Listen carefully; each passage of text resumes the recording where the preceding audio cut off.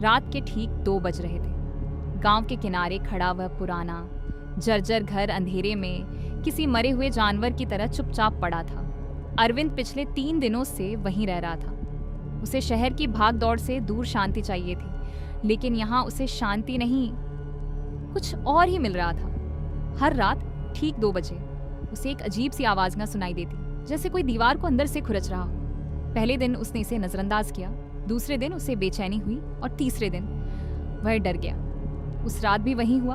आवाज इस बार और साफ थी, जैसे कोई बहुत करीब हो। अरविंद का दिल तेजी से धड़कने लगा। उसने खुद को समझाने की कोशिश की, शायद चूहे होंगे, लेकिन उसके भीतर कहीं एक डर था जो मानने को तैयार नहीं था। उसने टॉर्च उठाई और धीरे धीरे उस कमरे की ओर बढ़ा जो हमेशा बंद रहता था। गांव वालों ने उसे पहले ही चेतावनी दी थी, उस कमरे को मत खोलना, लेकिन डर और जिज्ञासा का अजीब मेल उसे वहां खींच ले गया। दरवाजा आज आधा खुला हुआ था।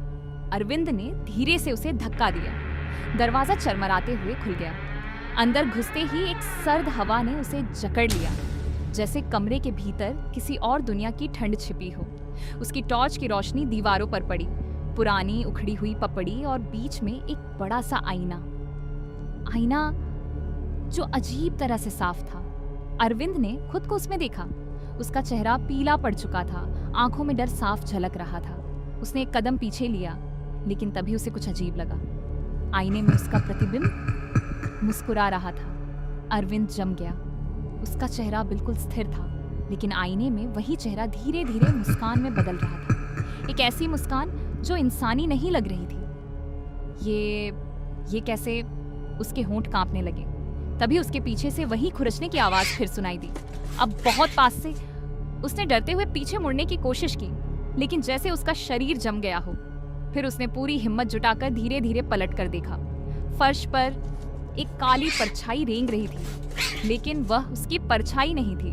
वह परछाई जैसे किसी अदृश्य शरीर से अलग होकर खुद ही चल रही थी, धीरे धीरे उसकी ओर बढ़ती हुई।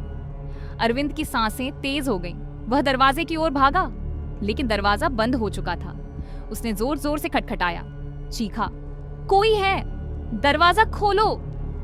लेकिन बाहर सन्नाटा था। तभी आईने से एक हल्की सी फुसफुसाहट आई। तुम बहुत देर से आए हो। अरविंद ने डर के मारे आईने की ओर देखा। अब उसमें उसका प्रतिबिंब नहीं था। आईने के अंदर कोई और खड़ा था, एक काला धुंधला चेहरा जिसकी आंखें गहरी और खाली थीं और होठों पर वही डरावनी मुस्कान। मैं तुम्हारा इंतजार कर रही थी। आवाज इतनी ठंडी थी कि जैसे उसकी आत्मा तक को जकड़ ले। अचानक उसकी टॉर्च झिलमिलाने लगी। रोशनी बार बार बुझने और जलने लगी। हर बार जब रोशनी बुझती, वह आकृति आईने के अंदर और करीब आ जाती। अरविंद पीछे हटने लगा, लेकिन वह काली परछाई अब उसके पैरों तक पहुंच चुकी थी। उसे ऐसा लगा जैसे कोई ठंडी चीज उसकी टांगों से लिपट रही हो। नहीं, नहीं, वह चिल्लाया।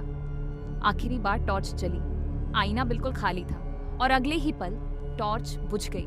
कमरे में गहरा अंधेरा छा गया और फिर सब कुछ शांत हो गया। अगली सुबह गांव वाले जब घर के अंदर गए तो उन्हें अरविंद कहीं नहीं मिला। पूरा घर खाली था, जैसे वहां कोई रहा ही ना हो। लेकिन उस बंद कमरे के अंदर आईने की सतह पर ताजा उंगलियों के निशान थे, अंदर से बाहर की ओर खिंचे हुए। और जब एक बुजुर्ग ने डरते हुए आईने में झांका तो एक पल के लिए उसे ऐसा लगा जैसे अंदर कोई मदद के लिए चिल्ला रहा हो। लेकिन अगले ही पल आईना फिर से शांत हो गया, जैसे कुछ हुआ ही ना।